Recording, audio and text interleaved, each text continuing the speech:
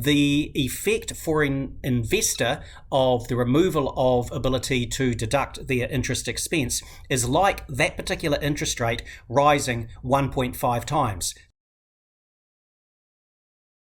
Hello again, everybody. I thought this week I'd give a few more thoughts on the likely impact of the government's March 23 announcements on different groups out there. I've been around in this game for about 35 years, and I know from experience that when you get a sudden big change put out there, often people can go to extremes in terms of their predictions or their fears about, in this case, house prices or rents or interest rates or whatever. And certainly one can make cases for many things happening, but often people just take it a little bit too far. So let's try and put some of this in context. Many people borrowing at the moment will be paying an interest rate, maybe 2.5%, let's say up to 3% or so.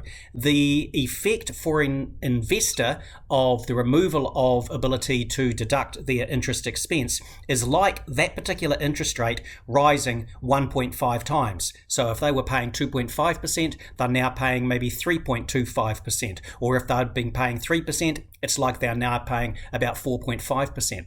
This effectively takes a whole range of investors back to where they were, maybe in the middle of 2019, for some the middle of 2018. Now, I don't look back at those time periods and remember that there was great woe about prospects for house prices going down, great woe in terms of rents going up at all. And many people, of course, if you're investing in property, you know that the interest rates go up and they go down, and you simply have to adjust things a little bit along the way. Now, experience shows us, and I've got the data going back to the 1990s there, that when interest rates do go up, there is a tendency for rents to go up. When interest rates come down, there's a tendency for rents to just ease down a little bit. And so the effect of this suggests to me there will be some upward pressure on rents, but it's going to be spread out over 4 years. For existing investors, they're not going to be hit with full loss of their deductibility until 2025. So while I think rents go up a bit further, it's going to be spread out over time. Now, hopefully it's not so much that we see rent controls introduced. The Prime Minister and Finance Minister have made some comments along those lines, because if that were to be the case, I think we would see quite a few properties coming on the market.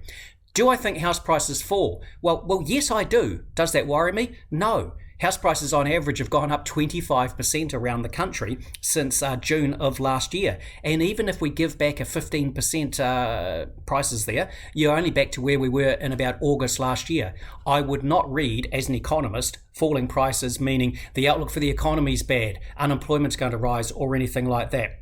So I think it's just a good idea to keep a realistic assessment on what's happening out there in the market. The adjustments are going to be relatively slow over time. And interest rates, certainly there might be a bit less inflation coming through from some sources, but with rents a little bit higher, building materials prices a bit higher because there's going to be extra construction, I still think people do need to give some thought to spreading that risk out over a bit of 1 year fixed rate, 3 years fixed interest rate, maybe 2 years. And if you're like me, you'll go out to 5 years, but that's still a big call for most people out there. All the best. Have a great week.